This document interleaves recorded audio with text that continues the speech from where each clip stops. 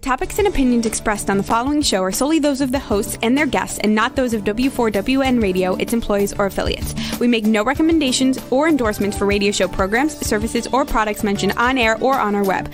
No liability, explicit or implied, shall be extended to W4WN Radio, its employees, or affiliates. Any questions or comments should be directed to those show hosts. Thank you for choosing W4WN Radio. This is Beyond Confidence with your host, Divya Parekh. Do you want to live a more fulfilling life? Do you want to live your legacy and achieve your personal, professional, and financial goals? Well, coming up on Divya Parekh's Beyond Confidence, you will hear real stories of leaders, entrepreneurs, and achievers who have stepped into discomfort, shattered their status quo, and are living the life they want. You will learn how relationships are the key to achieving your aspirations and financial goals. Moving your career or business forward does not have to happen at the expense of your personal or family life, or vice versa. Learn more at www.divyaparekh.com, and you can connect with Divya at contact@divyaparekh.com. This is Beyond Confidence, and now here's your host, Divya Parekh. Good evening, listeners. My favorite time of the week. I get to be with you. So thank you for those who have shared their generosity in getting my books, because the profits from the book are going to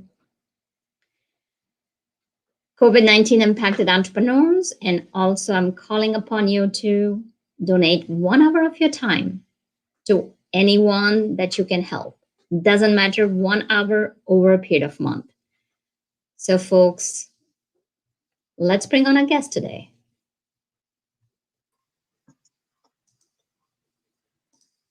Hi, Divya. Hello, Lisa. Welcome. Thank you so much for having me this evening. So I'd love to hear about you a little bit. Well, okay, let's start with the fact that I'm a registered nurse, and I've been a nurse for well over 35 years. And during that time, most of my experience has been in acute care, which was basically the emergency department, and with addiction medicine as well. And as I was going through my career, I realized, like many of us in healthcare, that we keep doing pretty much the same things, especially dealing with pain and discomfort and chronic ailments. And we keep getting the same results, some of which are really not all that wonderful, as we know. And so looking over the statistics, we see that more and more pain medications being used, and yet our outcomes are not great. We have more addiction, we have more suicides, and all of that was really quite upsetting to me as a nurse. So I just started asking new questions, and that, I think, is what we really need to do, because if we keep asking the same questions, we're going to keep getting the same answers. And you said it. Yes, it's almost like keep on doing the same thing over and over again, expecting different results, as Einstein said, is insanity. So what you're bringing is absolutely right. So let's rewind the clock back a little bit and see, when you were a child, were you inclined to be going towards the medical field, or? Well, my mom was a nurse, which was really interesting. So my initial desire, however, was not necessarily nursing. I lived a military life as a child within the Air Force. My dad was Air Force, and we traveled. And when he came back from Vietnam in 1968, I realized that he was different. I wasn't sure what that was, and we never talked about it, but I always sensed that something was wrong. He never really spoke of his experiences in Vietnam, but he was distant and he was different. And this impacted me quite significantly. As I reflect back now, I didn't really think of it so much growing up per se, but when I think back now, I was 7 years old when he came back from Vietnam, and he was different. And I knew in my gut something was wrong. So I wasn't sure what that was all about, but we sort of tiptoed around trying to keep things calm and not really addressing the elephant in the room. Right. And that whole issue, I think, did point me into the direction of healthcare. But I didn't go right into nursing. I was going to go to Notre Dame, of all places, as a biomedical engineer because I did well in high school. I excelled, graduated top of my class, and the expectation was go to college. However, something pulled me into the Coast Guard, and that's where I found myself. I enlisted instead of going right to college. And it was a fabulous, fabulous choice and a fabulous fit because the Coast Guard very different than the Air Force. Air Force attack, bomb, that kind of thing. However, the Coast Guard is seen as the guardian, and that fits very well with where I ended up in life. And I've seen myself, as I look back, as the guardian. I was always the one to say, what's really going on here? How do we protect the innocent, the ones who are having challenges, without stepping on their toes? But let's be honest. And I think that we've been avoiding that honesty for quite some time. We talk around everything. We like to pretend that everything is fine. And in doing that, we just drive these issues much deeper into our body, mind, and spirit. And so I've been trying to deconstruct and decode more the messages that our body is trying to give us. No, definitely. Good point. So first of all, thank you to your dad and to you for services, because Thank you. Thank you. It's been fabulous. Well, I'm glad that it's been fabulous, and I love to hear that. So while you were in Coast Guard, what was it about Coast Guard that attracted you? I know you mentioned about being guardian, but was there any other line that you wanted to pick? And what made you choose Coast Guard over anything else? To be totally honest, there was a guy involved, which is very interesting, right? My boyfriend, who at the time was a year younger, was thinking about going into the Coast Guard. And I'm like, okay, I'll go check it out and see what it's like, which is not necessarily the best reason to make such a serious decision. But the other thing was the blue uniforms were fabulous. And I tested well on their entrance exam. So I got to choose what school I wanted to go to. And I chose the hospital corpsman route, which is our medical team within the Coast Guard. And that was such a really good fit. And I totally enjoyed being a corpsman, and actually got to train in New London, Connecticut at that time, because this was 1980. So at that time, we were still training with the cadets at the Coast Guard Academy. Of course, we were not training with them, but we were on their campus in Chase Hall, which was fun. So we got to be around the young leaders in the Coast Guard, and we were doing our thing as well. So I really enjoyed being a Coast Guard corpsman, and advanced in the ranks and did well with that. But when I went into the Coast Guard active duty, I stayed in for like 2.5 years, had gotten married, and about a year into our marriage, I had my daughter. We had a little girl. And at that time in the military, there wasn't a way to really stay actively engaged and be able to breastfeed and do all of those fabulous things that nursing or that new moms want to do. So I went into a Coast Guard Reserve status and enjoyed that. And so most of my career after 1982 was reserve, but I still was able to fulfill my dreams of, helping, and was very impacted after 9/11, because we did get recalled after 9/11 occurred. And fortunately, I didn't have to go overseas, but I worked within Jacksonville, Florida, the medical support for our boat crews, as they were doing a lot of the military outloads, which supported our endeavors overseas.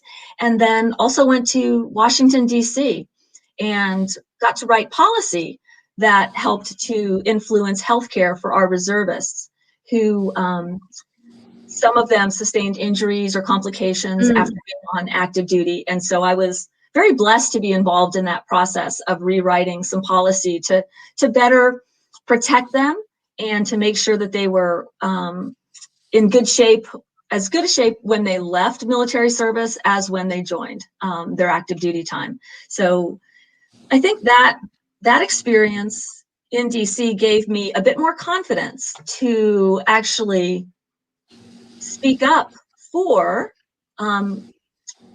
folks who had not really had much of a voice. Because to be honest, prior to 9/11, reservists were not called on active duty very frequently.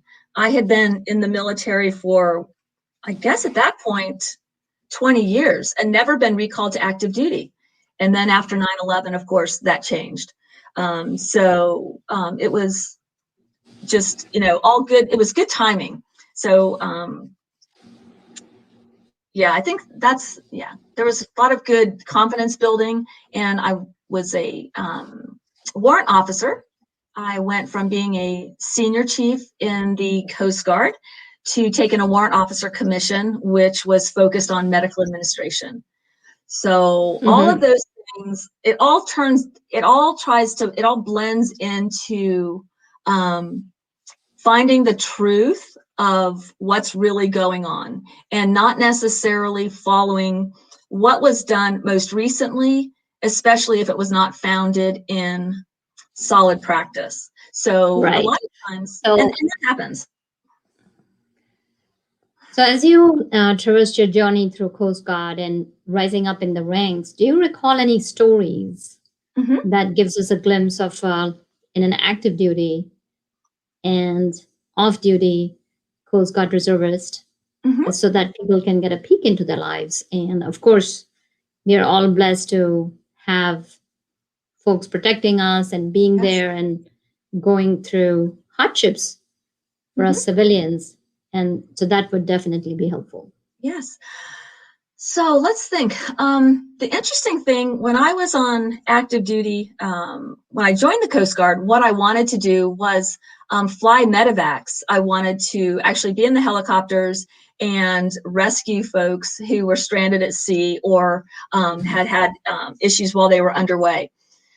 While I was actively engaged with the Coast Guard, that did not happen.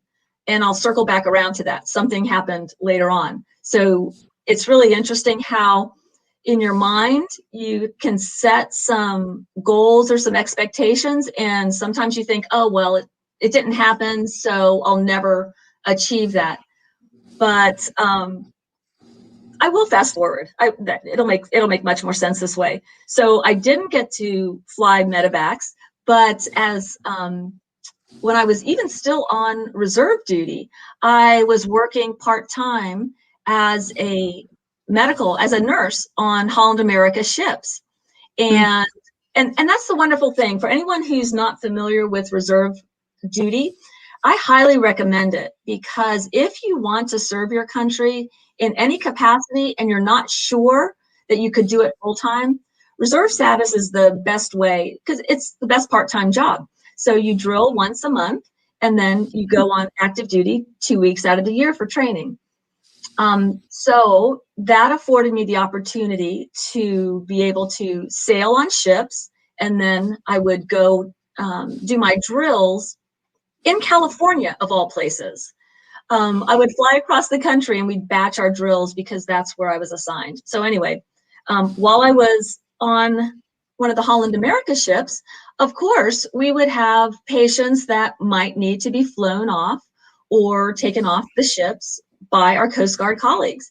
And that was the best experience to see firsthand. Even though I was not on the chopper, I was preparing the patient, and it was wonderful having the expertise to be able to really seamlessly align those two fields together. And of course, everyone on the ship, they're used to doing it, but it was really nice to see the Coast Guard from both sides, both from the active duty, in uniform side, and then from the other side. And so that was that. I think that is one of the best times that I had as, when I was a reservist, not on active duty, but as far as active duty experiences, I think helping our boat crews while they were working so diligently and would work around the clock to make sure that there were no adverse impacts to the ships as they were being offloaded with ammunition, we would stand by and offer medical support for everybody. And I think that part, even though it sounds like everybody wants to hear the blood and gore kind of things, fortunately, we didn't have a lot of that because they were well trained, and that didn't happen. But the most important part is the part that keeps them going so that they do take the rest periods that they need, and that they don't, they're not underway longer than is required, because that's when accidents happen. And working within the Coast Guard, that was so high on our radar, and we so critically enforced that I'm happy to say that while I was working on active duty with our boat crews and stuff that got recalled, we didn't have any bad outcomes. So that's really good. The thing that I learned about that, though, is when you start seeing things pushing the limits and starting to edge beyond the safety, someone has to say stop. And I think that's where I started again saying, all right, Lieutenant, we're pushing them too hard, and we need to back up. If we need to bring somebody else into the rotation so-and-so can step down because they're seeming a little crispy around the edges because they haven't slept or whatever, or maybe they have issues. And the interesting thing is no one wants to really step up and say they're too stressed or they can't do their job. However, it takes folks looking after them and being willing to say, hey, I think you need to step down just for maybe 8 hours, have someone backfill so that we can get you the rest that you need, and then you'll be much more able to step up. And I think that was a really important piece to really absorb, not only in the military, but also in nursing. And I've had to do that. Actually, I had to do that with myself recently because even with COVID, I haven't been at the bedside, but I've been teaching nurses. And that has been really a challenge because we had been on campus prior to, of course, COVID popping up in March of 2020. And then within 1 week's time, we had to flip from on campus to online. And for any of us or any of your listeners who have had to do that, online teaching is very different than, teaching in person. So that was difficult, but we did it. And I was always the voice that said, yes, and can we get better clarification? Yes, we can do this. And can we have step-by-step guidance in case anybody forgets how to make this run smoothly? Because nobody wants to be that person that raises their hand and says, I don't quite get it. However, I think as we get older, it's like, okay, I've got the silvery hair, so now I can say, I don't get it. Can you go through that one more time for me? And I'm okay to be vulnerable enough to say, I need you to rewind that one more time. But we need to look out, and that was just the thing, looking out for our Coast Guard members and also our staff at the college as well, to say, yes, we can absorb this, but it's new for us. So if we want to be professional for our students, we need a little bit more time and hand-holding so that we can go ahead and do it right. Because like most of us, we'd like to do it right the first time. And sometimes we just don't know what we don't know. And so, yeah, but I think as I've been experiencing all these different things in life, confidence is building. And I think the big thing is with me right now, standing up and speaking the truth and asking just hard questions, not in an aggressive way, but just in a, hey, I don't understand, help me help me understand your viewpoint. I think if we could do a bit more of that, I think everybody would feel a little bit better about, life in general. Mm-hmm. So you talked about, you have raised that point a few times now, that it's important to raise your voice. It's important to ask questions. Mm-hmm. So was there an incident, or was there a cumulative experience that led you to it? And when you say that, raising your voice, can you specifically share as to what you have been raising your voice for and what led to it? Okay, sure. I told this, it's an interesting story, and I never really realized how important it was until I started really seeing the power of story and reliving all of it and framing things properly. So I'll take us back to the mid 90s, early 2000s, and I'd been at the emergency department in Jacksonville working as a triage nurse for many years. And I remember a patient coming in, and, we assess our patients, right? I mean, you just have to see what's going on. And I remember her telling me that her pain level, when I asked her about it, was a 10 out of 10. Now, okay, what do you expect when you see someone who says their pain level is 10 out of 10? Typically, they're crying or really, like holding their abdomen, something's... And it's alarming. Pardon? Right. Yeah, you expect them to... It is alarming.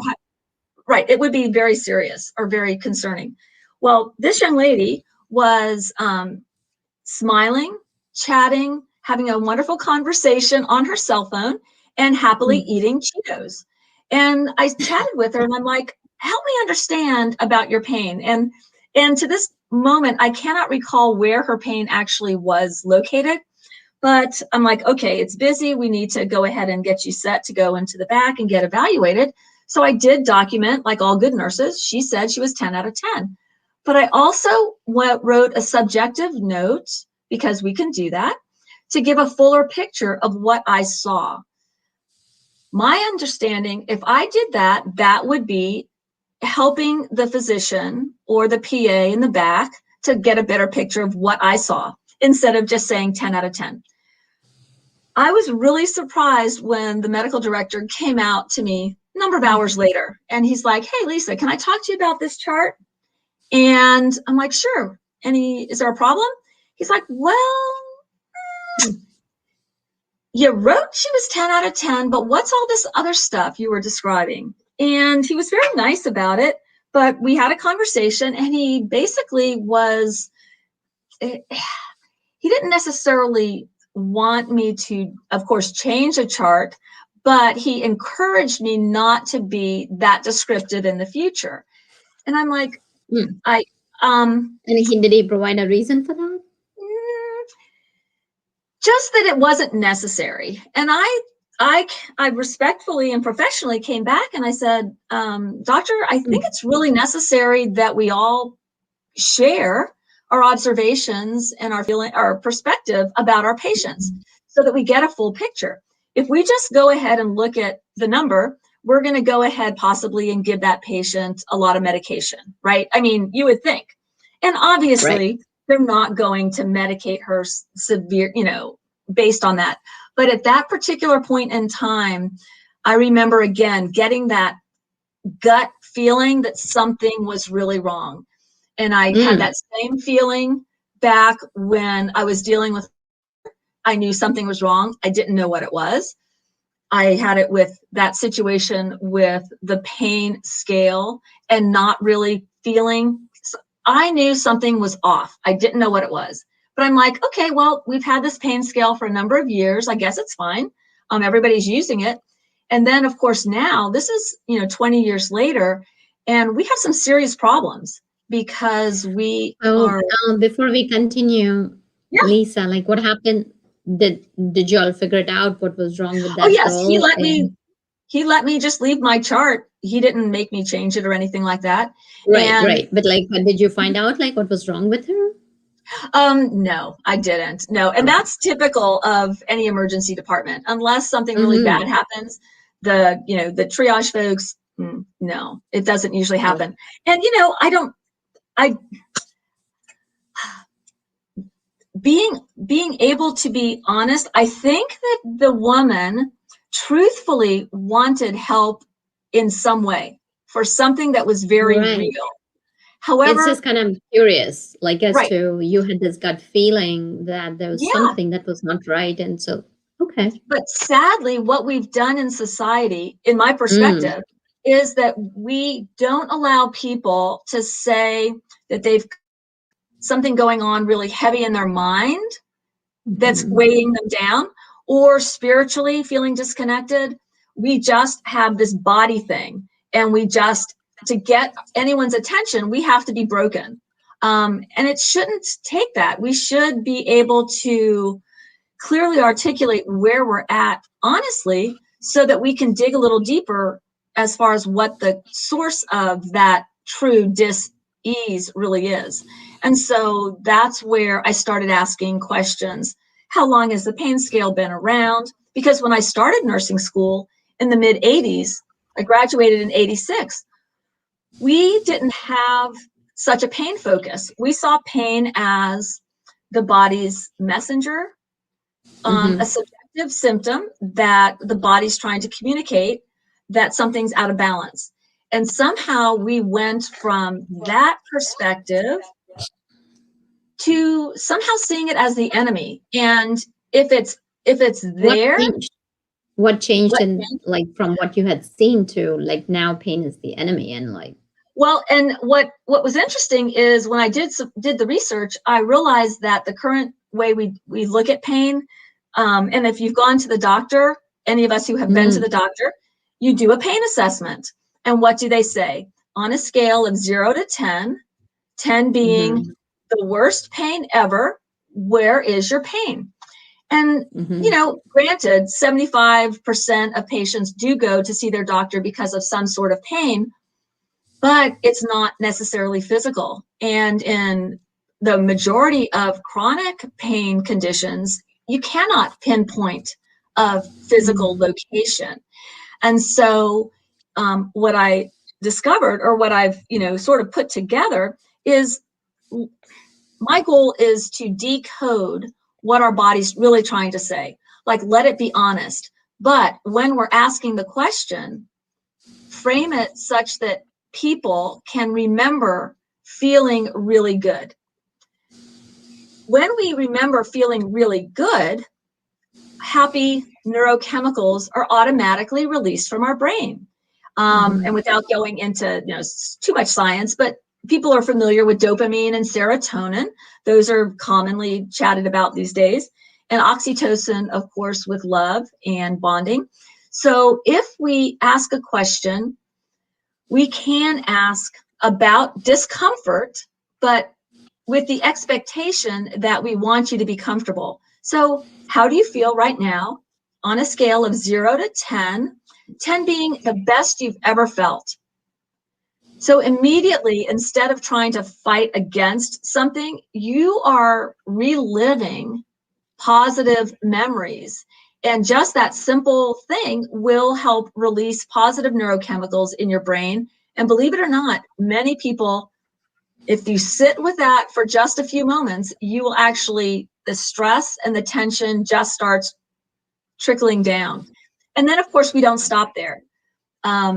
We want to just get a little bit farther, try to pinpoint whether it might be a body, a mind, or a spirit issue that might be out of balance at that particular time. And, like most patients or most people, sometimes we don't know exactly what it is. But if someone were to ask, because we don't necessarily ask or listen too well these days, but when we do take the time to ask and listen, that gives our bodies, our minds, our whole being permission to possibly entertain that whatever the pain is not really physical. Its root is deeper. And so it's a process, but it's a hopeful process, because I want people to envision wellness, well-being, and all of that, instead of fighting against things constantly. Because, for any Jungians out there, that which we resist persists. And the data suggests exactly that. So I'm just saying, let's just look at it differently and see what happens. Sure. So that's a great way of looking at things and asking questions. Have you pushed it to be included in any of the hospitals? Have you done any field studies on it? When I was in grad school, I did a pilot study, very small, like 25 folks, because distance and all of that. And what I did, I compared the regular pain scale with Comfort Quest. And if, let's say that you were an 8 on the pain scale, typically they would say that they were a 2 on Comfort Quest. So it's sort of like the opposite. So it was quite similar in the information that was obtained as far as numerically valid. What the patients liked was that they could then deepen the explanation of what was really going on, and that they could, because I looked also at quality of life, and many folks who have struggled with chronic pain, one of the things they will say, and if you have any friends or family who struggle with chronic pain, is that, it's like they have their medication and they're fine, but then they're stressed about running out of medicine, right? And so if their quality of life starts to diminish as they get closer to running out of medication, or some will complain of feeling foggy all the time so that they can't necessarily, communicate as well or be engaging in society as much. And so, yes, I've used it. And what I'd love to do, I've pitched it with the VA. That's complicated to get in. And yet, what? It's okay, though, because I'm going around passing out cards. And as far as just so that people can, and this is, I don't know that you can see it so well. When I did this, there we go. So it's similar to the pain scale, but on the top, of course, is the smiley face. Because quite honestly, who wants to be a 0 in life, right? I mean, with the pain scale, the goal is to be close to a 0. So we just want folks to honestly get to authentically true comfort. And I know that a lot of people go, oh, that's just affirmations and it's just wishful thinking.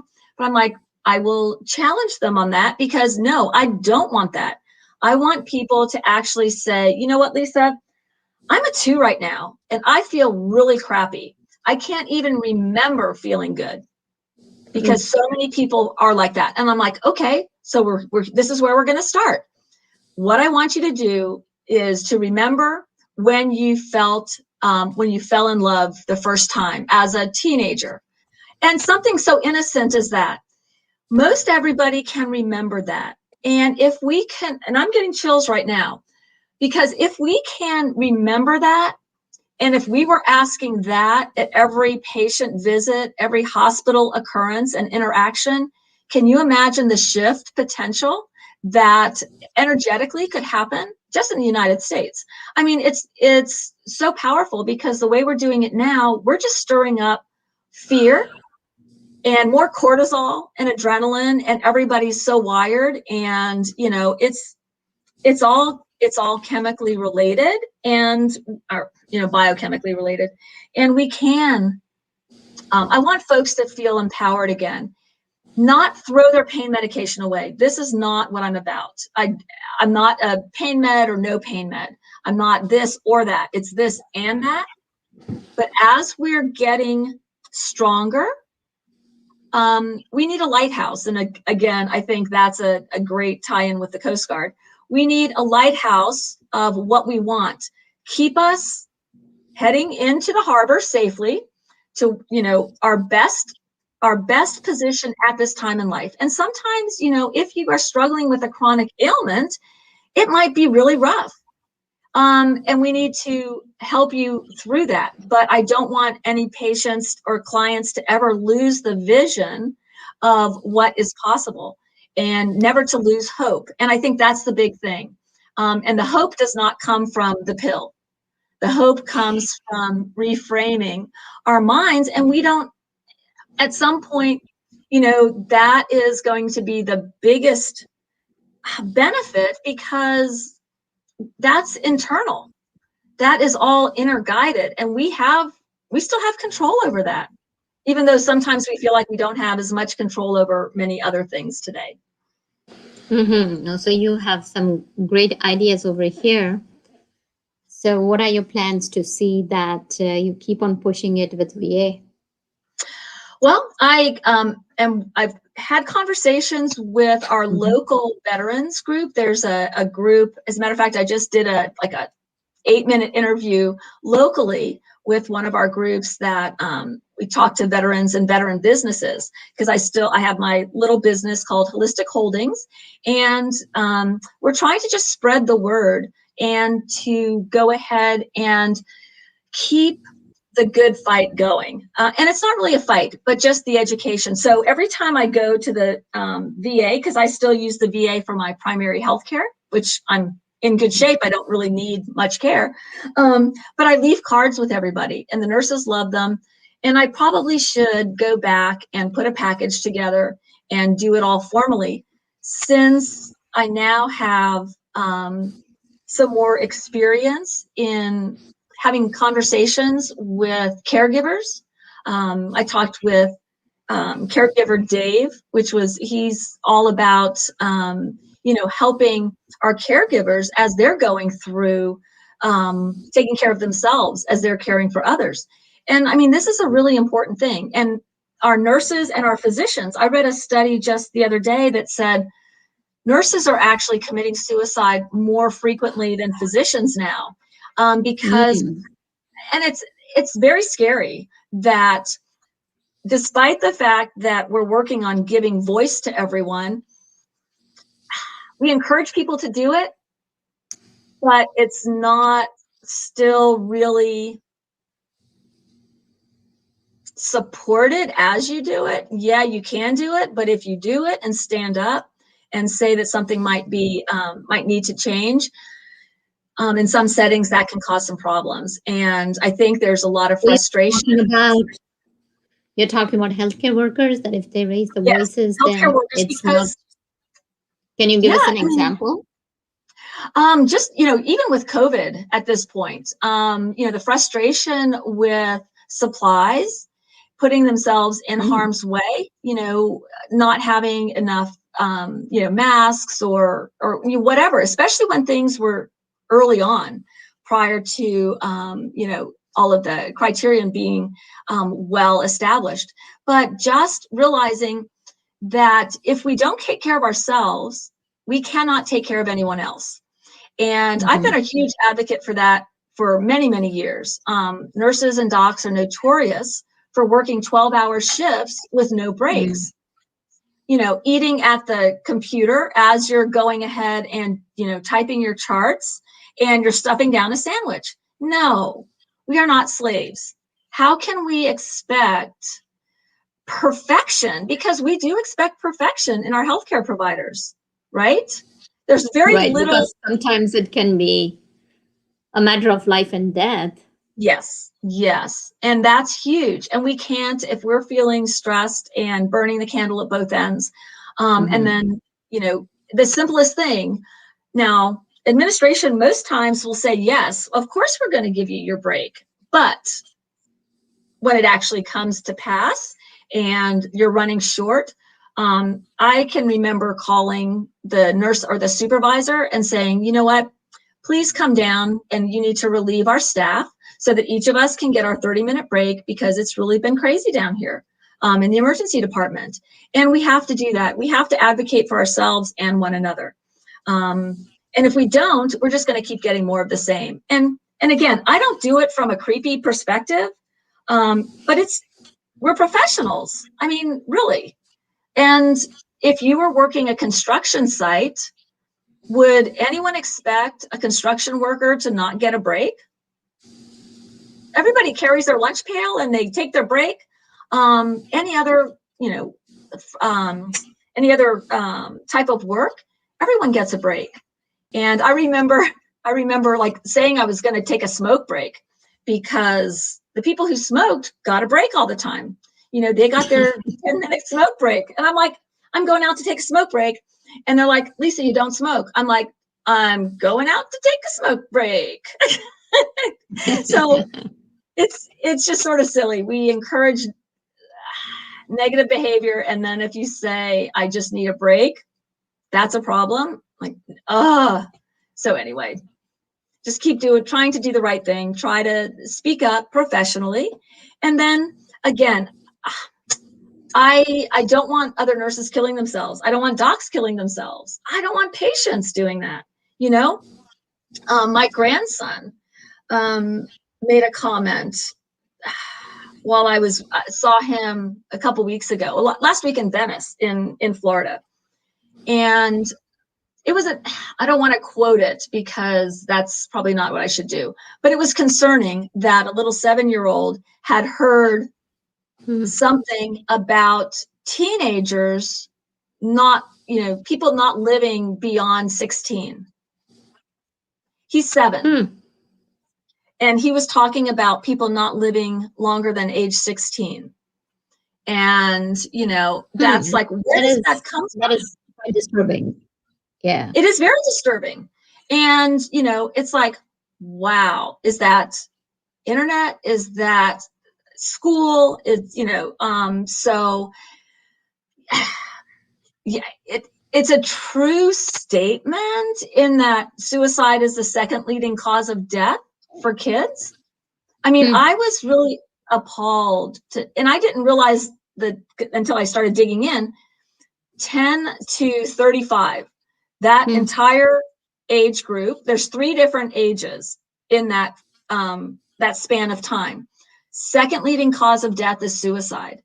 The first, it's 10 to 15 is the first group. 10-year-olds killing themselves. What? We have a problem, Houston. That is significant. And the other interesting thing is, again, that ties into, putting pills on everything, right? I mean, if they're stressed out, if they're depressed, if they're whatever, antidepressants are hugely being prescribed for children. And guess what? One of the huge warnings is it's called a black box warning on the antidepressants. Those are dangerous, right? It's like, Will Robinson, watch Danger, Will Robinson. Suicide. If you prescribe the antidepressants in patients less than 25 years of age, risk of suicide and homicide increase. So as the prescription of those sorts of meds has increased over the last 10 to 15 years, so have the suicide rates. Is there a connection? I don't know. Correlation to that, but it is interesting. Between definitely. Overdoses and suicides in our kids. So again, I really want to reach the kids because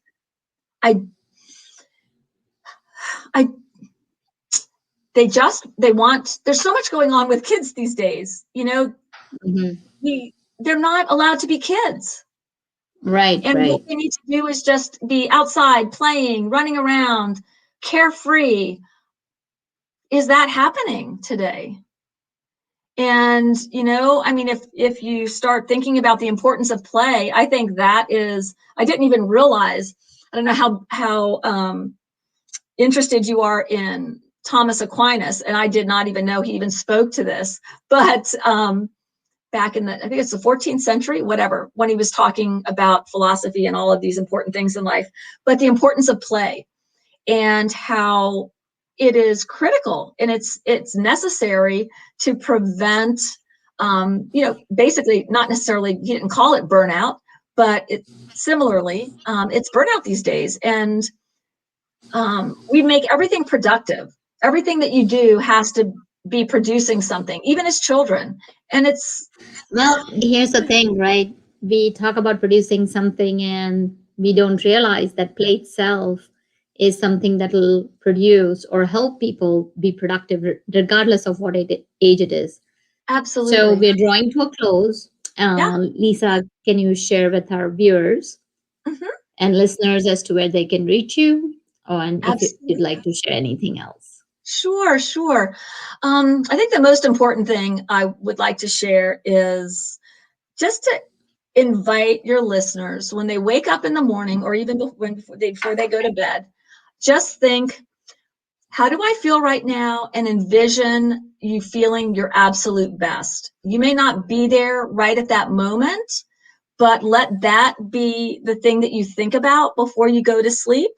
And again, that loving, great feeling be the first thing that you think about when you wake up in the morning, and see if that is just helps you take a baby step into the direction that you may want to move as you're working through challenges in life. So start with that. But I can be reached at www.nursesempoweringhealth.com. And on that site, you could click to schedule 30 minutes with me just to chat about this a little bit more. No charge, no nothing. But I would love to, to hear from people and to see how I might be of assistance, just planting some seeds of hope, because we certainly could use a little bit more of that today. Absolutely. Well, thank you for joining us, Lisa. Thank you so much for having me. It's been a pleasure, Divya. Have a wonderful evening. You too. Thank you, listeners, for joining us and tuning in, because without you, the show would not be possible. And thank you, Rebel, for pulling all of this together. So, folks, until next time, be well and take care. Thank you for being part of Beyond Confidence with your host, Divya Parekh. We hope you have learned more about how to start living the life you want. Each week on Beyond Confidence, you hear stories of real people who have experienced growth by overcoming their fears and building meaningful relationships. During Beyond Confidence, Divya Parekh shares what happened to her when she stepped out of her comfort zone to work directly with people across the globe. She not only coaches people how to form heart connections, but also transform relationships to mutually beneficial partnerships as they strive to live the life they want. If you are ready to live the life you want and leverage your strengths, learn more at www.divyaparekh.com. And you can connect with Divya at contact@divyaparekh.com. We look forward to you joining us next week, Monday, 8 p.m. Eastern Time.